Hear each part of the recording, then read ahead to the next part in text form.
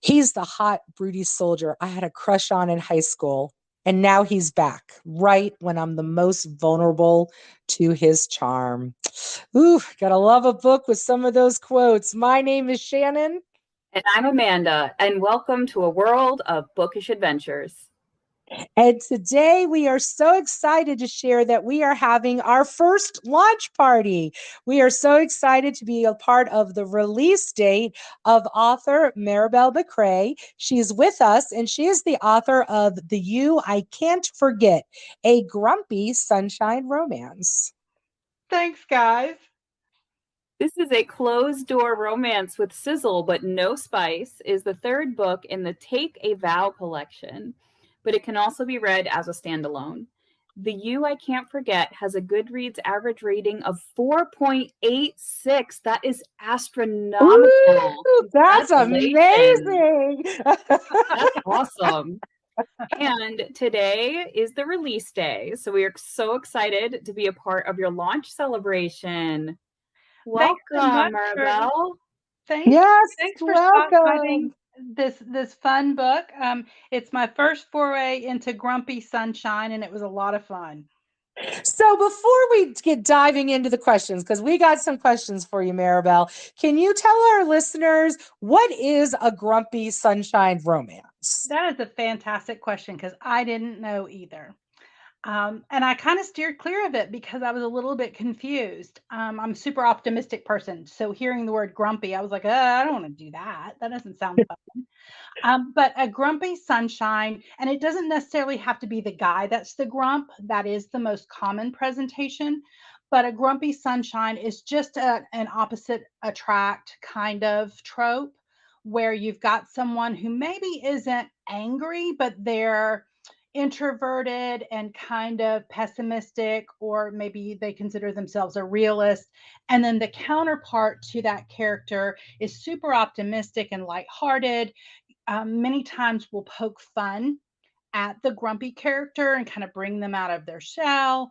But sometimes the grumpy character saves the optimistic sunshine character from making mistakes or getting hurt. So there's some redeeming qualities to that grumpiness that really intrigued me, and I really wanted to take that on and see what happened. It almost sounds a little bit like when we would talk about like a morally gray character in some of our fantasy Definitely, books. yes. So is that kind of the feeling I'm getting? Is morally gray? Maybe some of the decisions they make aren't the best, but they burn the world for her if needed be. Um, Probably without the moral issue, because what I write is sweet clean. So we're going to have a grumpy character who maybe doesn't believe in love, or has been really hurt or wounded and therefore just isn't interested in being social at all, or things like that. So yes, to some degree it would be similar, just toned down for that more of a closed door, clean romance presentation.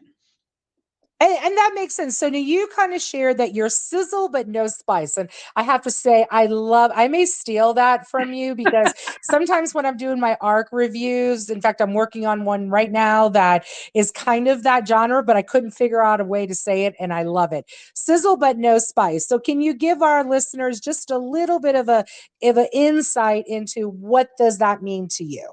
Absolutely. So there's just like everything else in the different genres, there are degrees. And I felt like the sweet, clean description was not quite on point for my stories because I like some flirtiness. I like some tension. I want them to kiss so desperately that I'm like pulling the book closer to me, like that's going to have some kind of an impact on what happens, right? And same thing as when I very first saw Top Gun as a teenager. I turned my head sideways because I wanted to see a little more, like the screen was going to change, right? So that it's that kind of element in the romance. I like clean romance. I have a lot of respect for writers who can keep it that way. For me, my characters kind of lead me in a particular direction. And I find it very satisfying that there's that slow burn You know they're attracted to each other. You see it coming, and then you get right up to that moment, and then your imagination has to take over. And Okay. I find that to be very satisfying. I'm not frustrated that there's no romance, but I'm not cringy or embarrassed because the romance that comes next is something I wouldn't want anyone to know I was reading. Um, Okay. All so right. so that's my personal take on it. I've also been married for 34 years, and there's a certain level of respect that I have within my personal relationship that feels kind of icky if I go beyond that, and that's just my personal experience. Those writers who go further, I say go for it. You know, there are readers out there that really want that, and I think that's great. But for me, I've got two brand new granddaughters, and someday I'd love for them to be able to pick up my books and me not have to run across the room to grab them out of their hands. So so that's my philosophy. But I want that sizzle. I don't want just hand holding. I need some smooches. I need some intense stares. I need to really feel that connection between the two characters. I think that's awesome actually. If I can just kind of insert a little bit here. So there are actually I work being a social worker, I work with all kinds of people, and people who are somewhere along the asexual or aromantic spectrum talk about all the time. They want to read about books where sex is not the central aspect of the relationship. They want kind of what you described, the sizzle, but not to have everything just kind of laid out on the page. They want to see the characters connect in different ways. And I think it's so wonderful that there are authors who are able to see that there are readers who want to see the characters connect in ways that are not just purely physical. Exactly. And like I said, there's a place for all different types. And that's just where, as I began writing, it just became more and more common in the way that my characters would relate to one another. And instead of fighting it and trying to get in a lane that really wasn't me, I finally just embraced, you know what, you're going to have people who say there's just not enough steam for them. And honestly, I have other readers who say there's too much. And that's just the nature of art. You're going to have those people that really resonate with what you create, and you're going to have other people who just don't, and that's okay. Exactly. Absolutely. So, why don't you kind of gave us some background on the genre and the sizzle and how that is, but why don't you give our listeners a little bit more insight about the You I Can't Forget? I would love to. This was such a fun book to write, and it comes from the background of having started writing about my family, specifically my daughter who's grown. And when she got married, I knew and was close to most of her wedding party, not just the girls, but the guys too. And part of that is because we homeschooled. And so I was around these kids all the time. And they were very familiar with me and knew I was a cut up. And so I started joking around with them that they'd better be careful or I was going to incorporate some of their love stories into my books. And so that started with the first book in the series. I can't tell you why. And when I got to this third book, the characters that are represented were like, well, where's our book? And I said, be careful. I'm going to take you up on it. And I did change quite a few things because the main male character in real life is very introverted and was part of the military and did not feel super comfortable with me representing him too closely.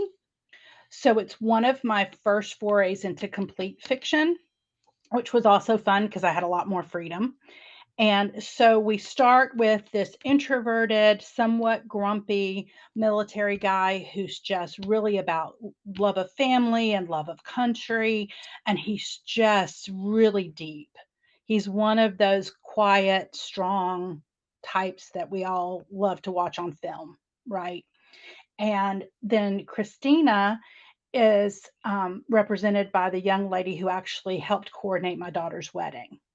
And I just watched her from afar. I did not know her as well as some of the other ladies. and just really was taken with a lot of the qualities that she had. And I just made little notes for myself for someday. And Sunday came, and the You I Can't Forget just started like wildfire. And I'm a very different kind of writer. I tend to write a book once I have my general outline, which takes a day or two. I usually write a book from start to finish, the rough draft, in about 2 weeks. Oh, wow. And that's That's fast. wild. Yeah. I don't tend to eat well or take care of my family. Thank God my husband takes care of the dog, or he wouldn't eat either. But once I'm in the zone and it's flowing, then I just bang it out really quick. And so then the revisions take just a little bit longer. But I'm actually doing this set of 6 books in what's called a rapid release. And so I am writing a book a month for 6 months. And this book, Wow. yeah, and book Wow. Wait, 4 wait, wait, started wait, last wait. month. We gotta stop right there. We gotta put the brakes on this for a second. A book a month for 6 months? For 6 months. That's right. I decided back in October Woo! of 2023. I read a book about it. I try to once a month. I try to read some kind of craft book, to educate myself and continue to grow and get better. And I read about it, and I thought, huh, that sounds really challenging. And I was ready. And I knew I was retiring from my VP job in corporate America. And I thought, well, I'll have time. Let's go for it. So I mapped out a plan in October. So I actually started working on January's book in late October, first part of November. So that's how I got ahead. And I just thought, well, I'm going to write 2,000 to 2,500 words a day, every day, and we'll see what happens. And because I am indie published, if it was a disaster and I couldn't do it, no one had to know. I love that. That is the best attitude. Oh my goodness. Oh my God. I mean, it's true. I get it. Absolutely get it. But that's funny. Yeah, That's I'm a funny. tough boss, so I have stayed on my deadlines, and I have mapped things out with my editor, who is a dream, and it's going really well. Outlined and wrote the first chapter of book 4 last night because I knew I'd be working with you guys today. So and I almost never like the book at the beginning. I usually do a lot of eye rolling and huffing and puffing and just trying to manage and massage things. But once that outline gets done, then I'm off to the races, and it's great fun and I love it. I think I'm just stuck in the book a month. Yeah, So really. oh my gosh, that's amazing. Well, I'm kind of, as you're talking, I'm like looking at all the different books that you have already out. And I mean, I got to share with our listeners, you are averaging in the 4.5 stars, some a little more, some a little less. But your books that you have put out have a really, really good review. So props to you. What you're doing is working. Well, thank you. Of course, I would love it if more people knew about me. That's always the dream, right? But I really appreciate that the readers who have found me have really, what I've written has resonated with them. And one of the most common comments I get from readers who do email, and I do get a lot of emails from readers, which I absolutely love. Um, Everyone wants to feel seen and heard and valued. And so getting that feedback directly from someone is just the coolest thing.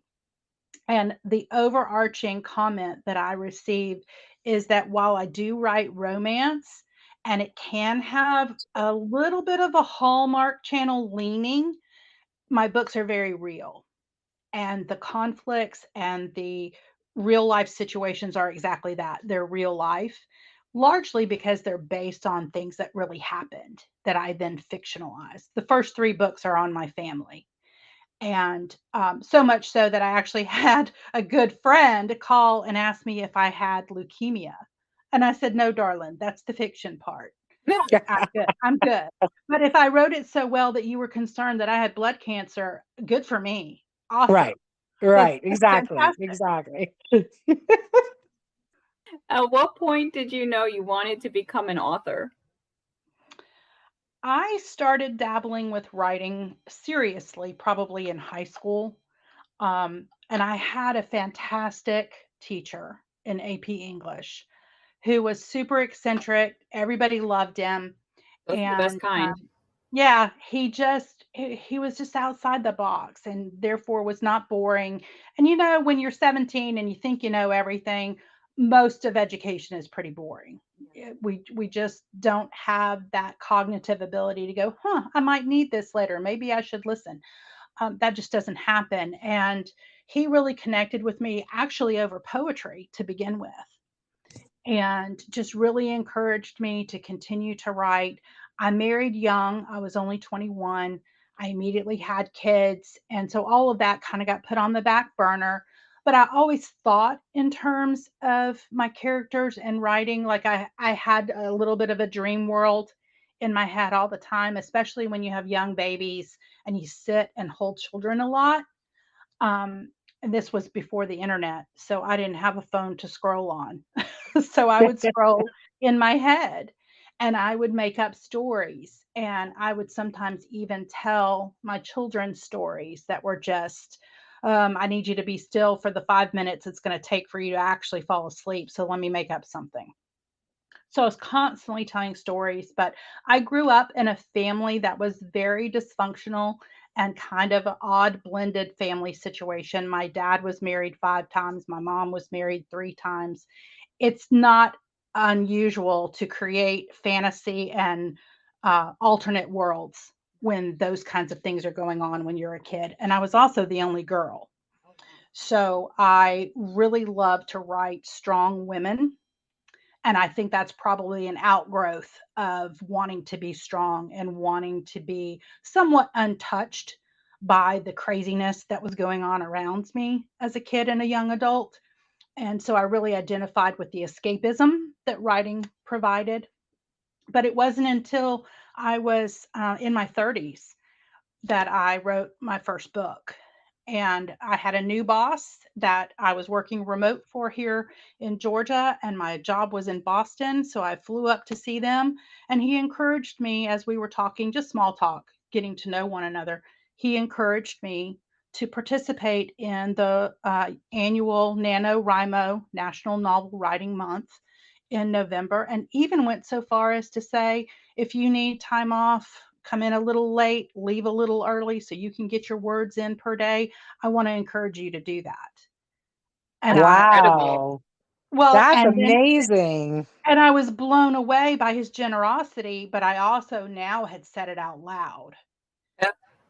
And Yep. I had someone who was believing in me that I didn't want to let down, especially a brand new boss. So, and he would check in periodically. How's it going? How you feeling about things? And I just really give him so much credit for just being such a superior human and really seeing something that with just a little bit of encouragement could be something. So Right. that started the whole thing. And I finally learned, and I think a lot of writers go through this. If you write and you're the least bit critical of yourself, you write maybe a paragraph, if you're lucky, a chapter, and then you look at it and go, well, this isn't quite right. And it didn't turn out the way I wanted. I'm just not good at this. And what NaNoWriMo did for me, and I think does for a lot of writers, is because to hit that 50,000 words by the end of the month, which is the goal, you have to just write every day. And you don't really have time to pick apart what you've written. You just pick up the computer or the paper or however you're doing it and get busy. And it made me get the whole thing on paper first. And that was the trick for me, was just get it all out of your head, get it on a piece of paper, and then you can pick it apart. But I had something from start to finish to be able to do that with.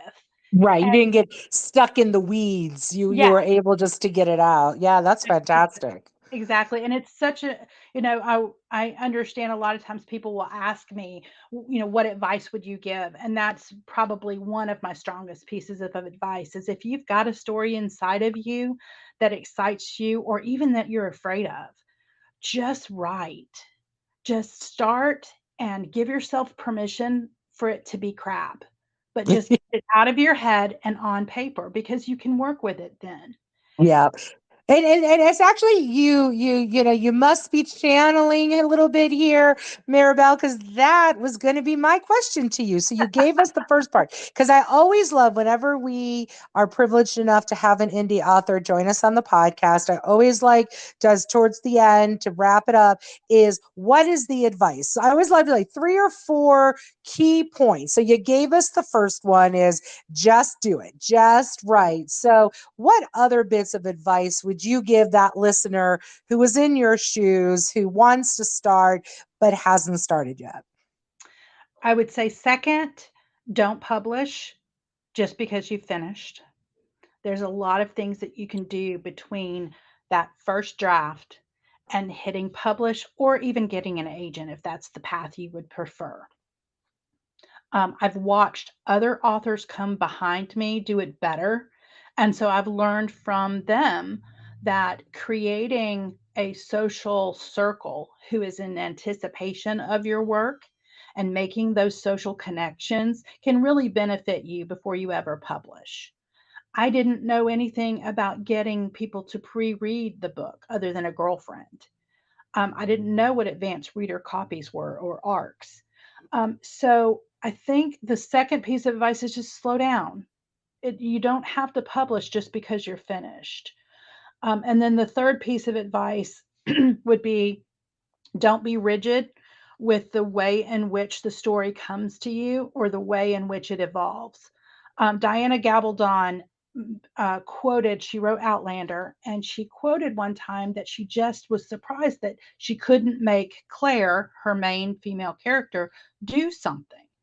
And I was baffled because I thought, well, you're the author. You're the one Right. controlling the pen. How I don't understand. And then when I started writing, I was like, oh, now I see. And the only way to really understand it is to be in it, where you have a certain idea of the way the story's going to go and what the characters are going to do. For goodness sakes, you've taken the time to write an outline. Maybe you even have your blurb and your synopsis, and you've got all your key components ready because you're a planner. I'm not, I'm a pantster.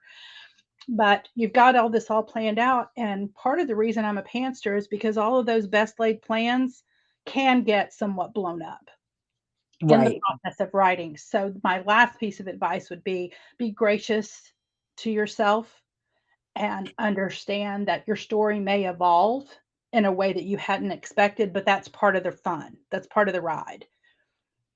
And I feel like that is definitely a common thread as Amanda and I are getting the chance to talk and meet more authors is the characters just start to take a life of their own. And you're almost there as a scribe writing down their life as Yeah. opposed to being the one driving it. So I'm finding that really interesting. Yeah, it has been my experience over this. This book will be my eighth book. Um, if I count the prequel that I've written for my first series, and I wrote a book for an anthology. And over time, I've realized that I might have a pretty strong idea of my beginning, my middle, and my end, but how things happen in between those really strong anchor points always surprises me, which is part of the reason why I love to write because it's very entertaining. I laugh a lot. Sounds Love like it. you just kind of like they take you on an adventure, your characters, instead of the other way around. Exactly. A perfect example. One of my favorite characters is a side character in book two. Tallulah gets hitched, and Colin comes in from New York, and I've only met him twice, and he's fabulous.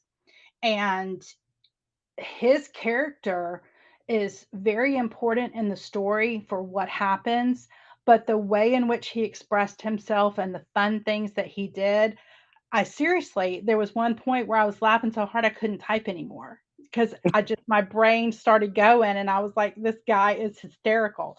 And I sent him a copy of the paperback after it came out. And his only answer was, "You did right by me, honey."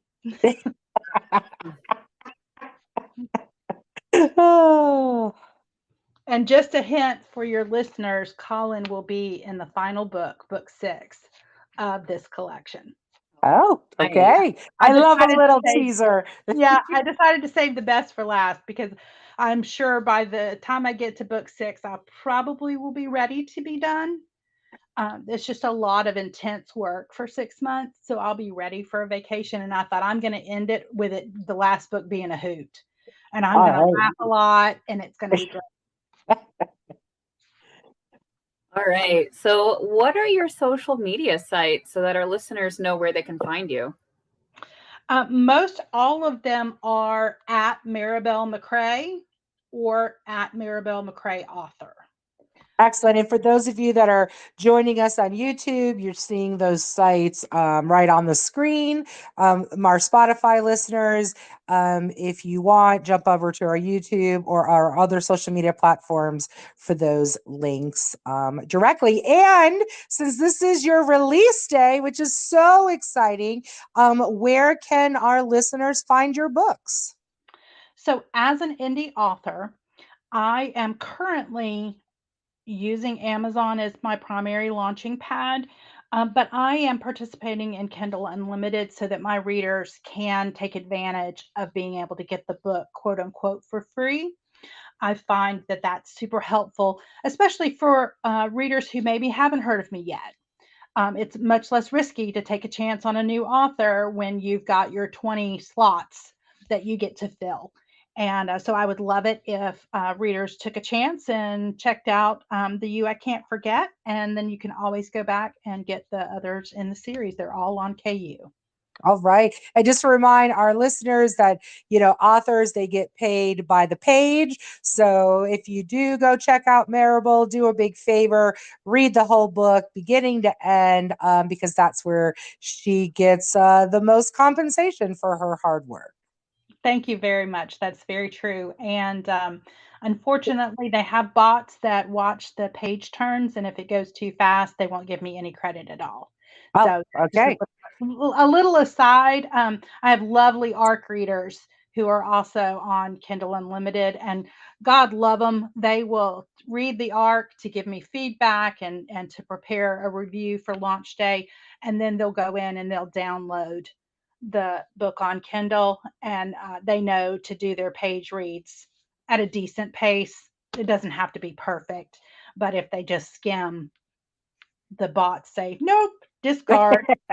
Exactly. But thank you so much, Maribel, for being with us and letting us be a part of your release party. We are so excited to be supporting you, and I definitely will be checking you out on Kindle Unlimited and kind of getting into this world. And as our listeners, don't forget, please check her social media sites as well as the Kindle Unlimited and Amazon for all of the latest information on her books and how to purchase her books. Thank you guys so much. I really appreciate it. And it's been a ton of fun. And I look forward to being able to share many more books with you guys. We look forward to that as well. Well, thank you all for being with us today. Next week, we are going to be talking to Lexi Gray and learning about her book, Satan on Wheels. What a title! I am already looking forward to it, which is in the romance, BDSM, and motorcycle club genre.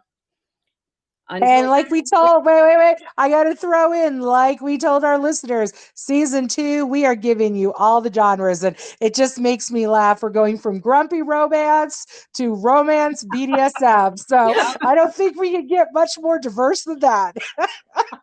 and motorcycle club genre. I didn't know that was a thing. So that's I new for me. know. I'm looking forward to learning more about that. Until then, read more books. And go explore. Bye, Bye. everyone.